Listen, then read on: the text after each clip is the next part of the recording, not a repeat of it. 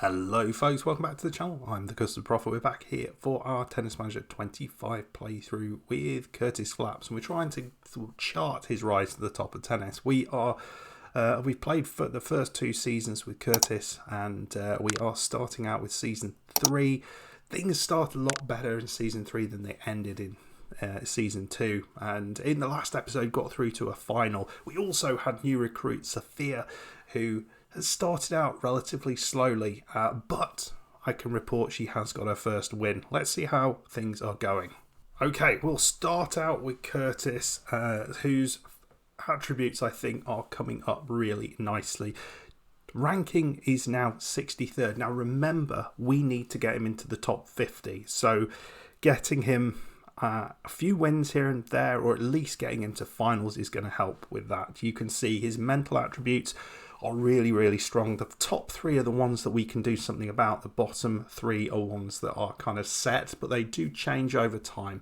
We haven't had any upgrade in that for some time. But we've got all these top 3 into double figures, and in fact anticipation and focus are 13 and 14, which is excellent and getting better all the time. His physicals are one of the areas that we were really trying to focus on as well. Speed, footwork and agility are all below 10, but all the rest are above 10, so that's good.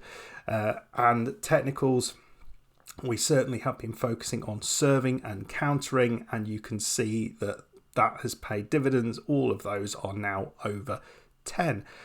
Form, which is the little number that you can see just to the right of each attribute, this has been a problem. It's been really hard to get this form good, and that has been what has been one of the major problems at the end of last season. Form tanked and we just couldn't put it right. This has been a slow progress to get it to where it is, but you can see form for our mental attributes, it's all good. Form for our physical attributes is much better than it was, and even our technical attributes, we're kind of better than we might have been in there. We've played through a few weeks, and I was supposed to come back for the Australian Open. We'll show you how we got on there, but we're going to play a couple of tournaments today and show you a bit of gameplay a bit in between as well. But before we get to that, let's just check in with our 16-year-old Russian Sofia Skirabina, who I think is really starting to improve in terms of her attributes. There's certainly areas where she's strong. Look at that forehand already at 11. That is so good. It'd be great to continue to push that and maybe get the consistency up there with it.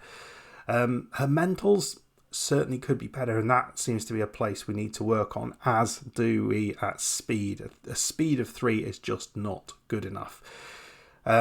She has been struggling though, really has been struggling to get any sort of victories. Let's go and have a look at her form.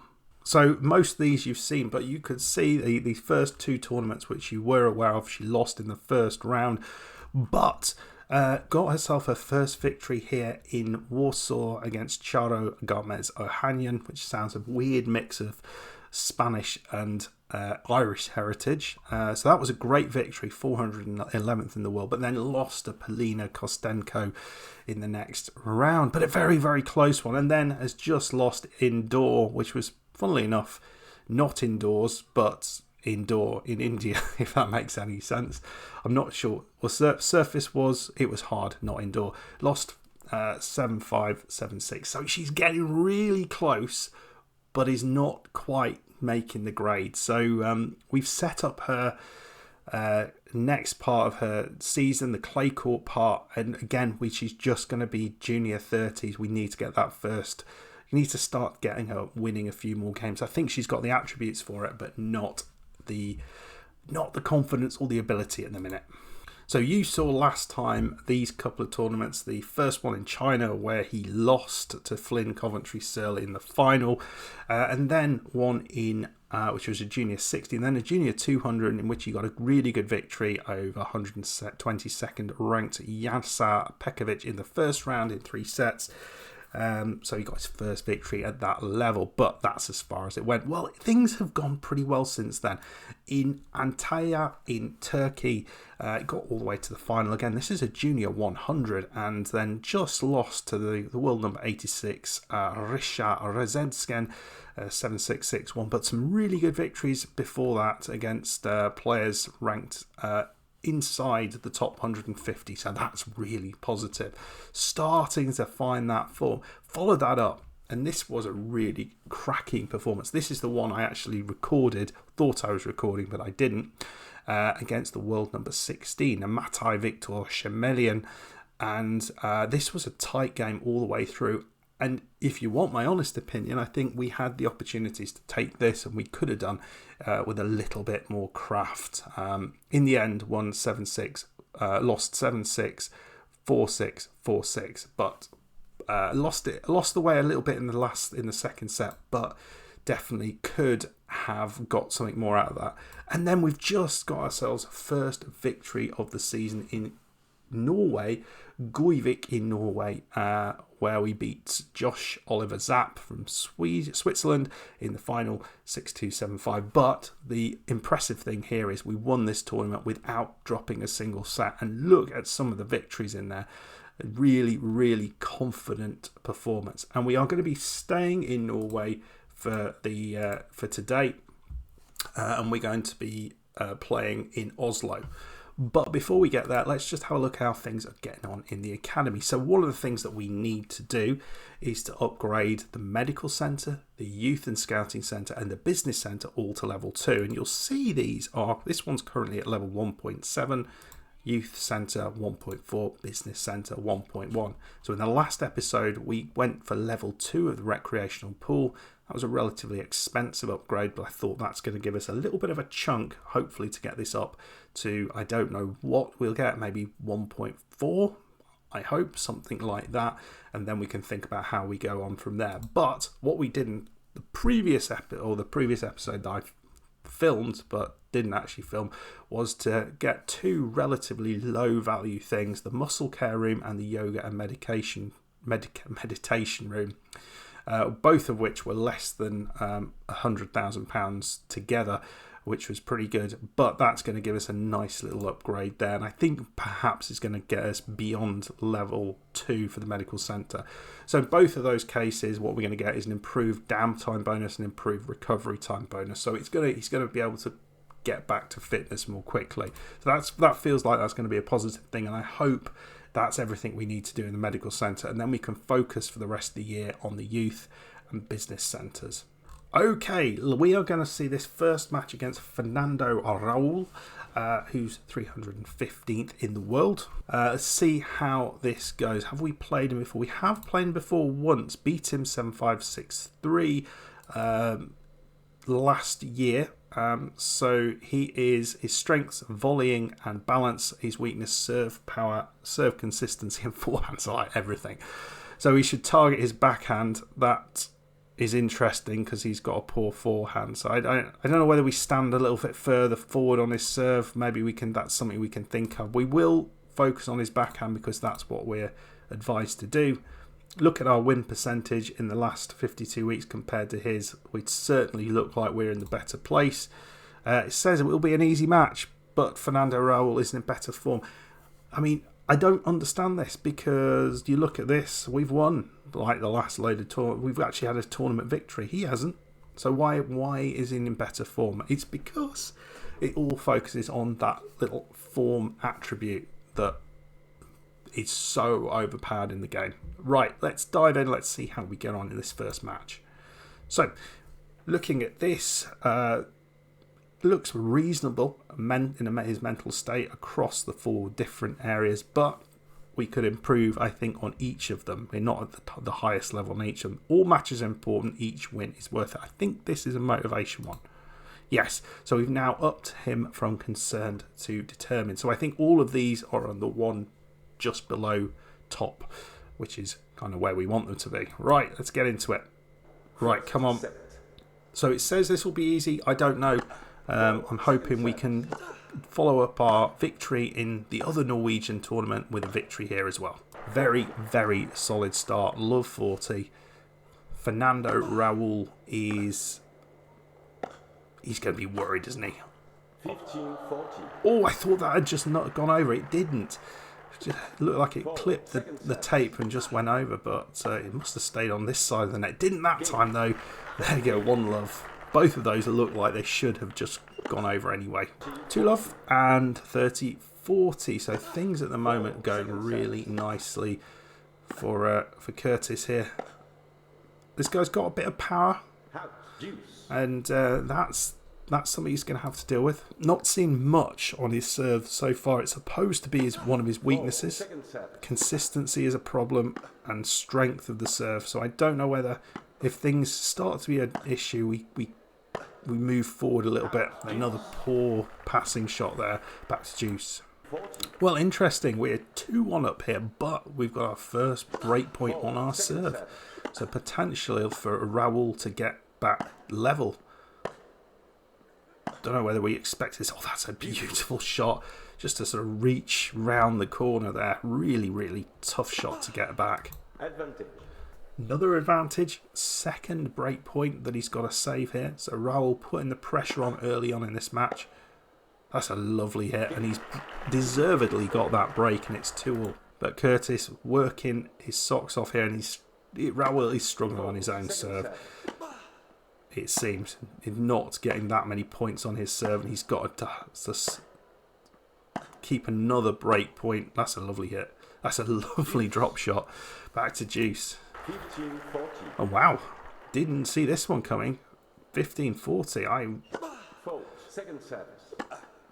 This is chance here to take a break and go ahead. And it's again another mistake. 4-2. Wow. 15-40.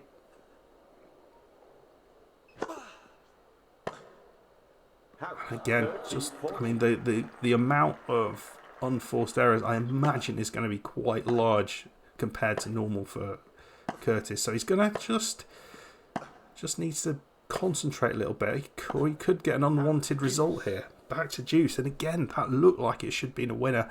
Right, another advantage. He needs to take one of these, otherwise this first set is going to be down the toilet very quickly. But into the net, and making the most out of the mistakes from Raul. But he's given a few too many away himself. That's a lovely shot there. Oh, just... Wow, I thought Curtis had won that about 10 times. Well, it's a tiebreak. Let's just have a quick look at the stats at the minute. So Curtis is actually only won 49% of the points. His number of aces is quite low compared to what we're getting. Service percentage is where we want it to be. And he's getting a decent number of his points in. But, yeah, it's the return of serve. It looks all right, actually. And he's at 8 break points out of, so it's, even though he's got less points on the board, he's had 8 break points and he's only won 2 of them, whereas it's 2 in 3 potential break points there. And you look here, lots of winners, but then lots and lots of unforced errors, and that feels like that's the issue. I'm going to make a little change here. I'm going to just get him moving a little bit on the return of serve. Let's see if that makes a bit of a difference. Probably not the right time to do it, but let's see how we do. We're 6-all. Who's going to blink first in the tiebreak? It's not Curtis, because Fernando Raul is 6-2 up in the tiebreak. 6-3 up.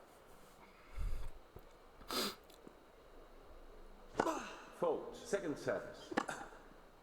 Second serve's really... I mean, it's a weak return here. Yeah, look at that. And there we go. Not particularly good, that one. So he's lost the first set. I didn't see that one coming. Yeah, I don't know what to make of it, really. Not taking his chances, I think, is the problem. So, 15-40 on Curtis's serve. And again, it's... What is going on here? Just wide there. He's finding a lot of these corners. He's missing some of them, but finding them. Second service. He's wide. Double fault. 2-love. And he's got an advantage against him. This is not going to plan. Second service. What a lovely shot. What a lovely shot that is. 2 breaks down. this is only going one way, and this is going to absolutely tank his form. This is not going to go well. 30-40, 3-4. Not sure the changes I've made have had the desired effect.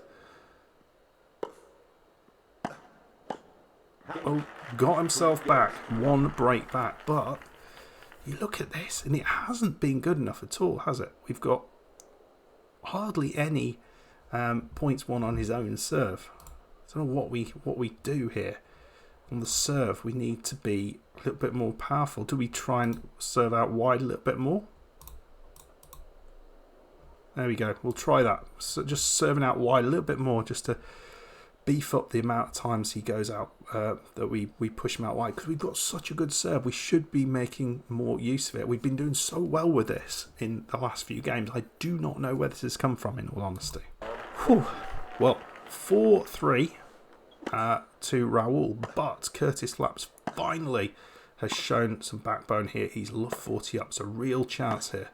Bit of a backhand battle here. And that's a lovely hit. Back to Juice. Now he needs to push on.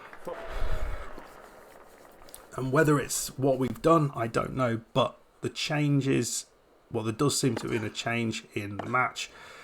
And he's got a real chance here to take this second set from... that was a lovely hit. From really nowhere. He was looking pretty much out of it until the last couple of games. He's coming in. Nice shot. That's a lovely little drop volley. 30-40. Still holding on. It's a dreadful serve again.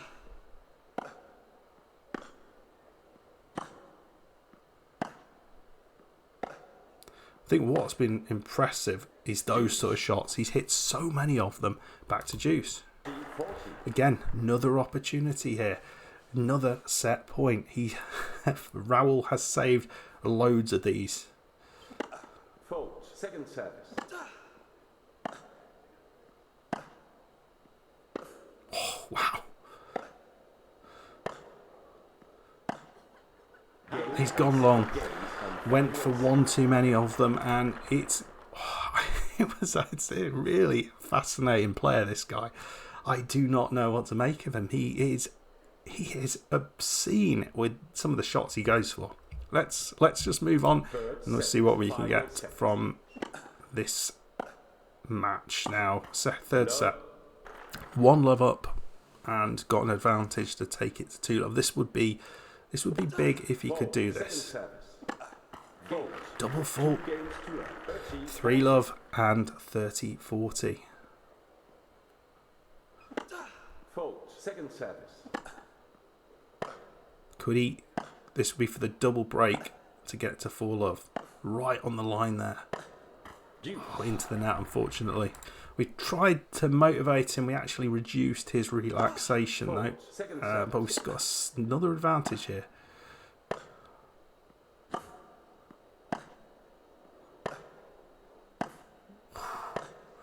Oh, that's a lovely hit. Oh, just wide. Shame. I have been impressed by this guy compared to some of the players we've come up against who are a lot higher ranked. This guy's really given us a workout here. 4-love though in the third set. Looking good now. And got a chance to get a bagel in the third set. He's kind of fallen apart a little bit. 30-40. But wow, what a performance. Oof, back to Juice. But you'd think we probably got this now. Second match point. Second service. Come on. Get a victory. Oh, just the way he uses the corners of the court. Oh, he's gone long again. Right sort of shot, but not good enough. 5-1 now. He did get the game and is now 40-30, so a chance here.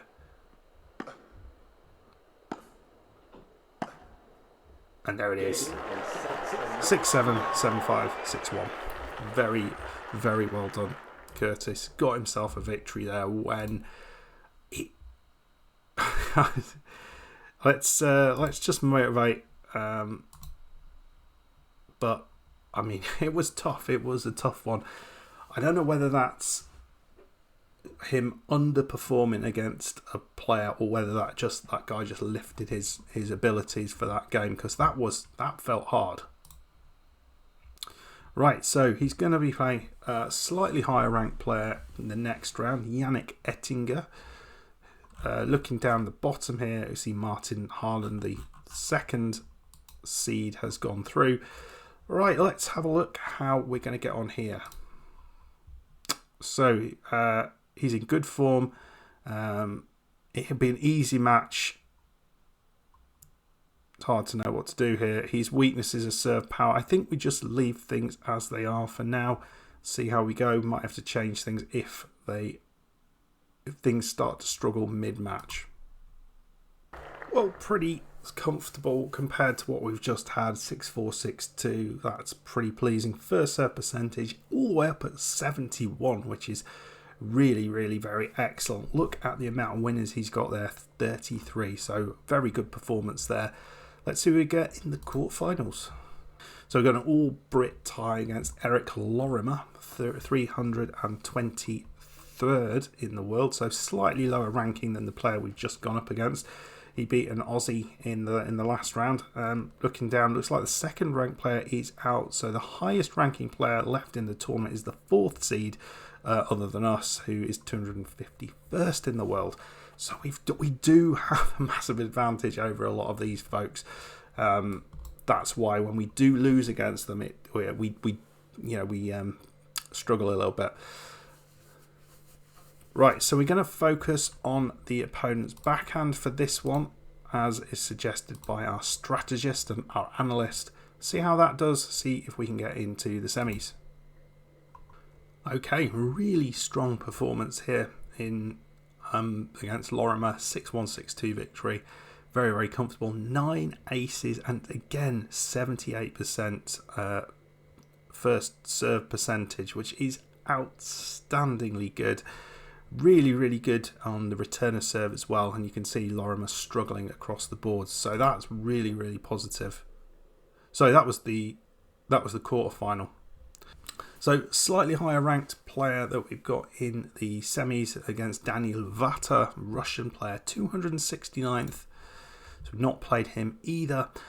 He is in excellent form, so we reckon it's going to be a balanced match. Curtis should try and win the forehand battle. So again, we will try and forehand shift this just to try and improve that. So his weaknesses is forehand and serve power. I think our serves are just such a weapon.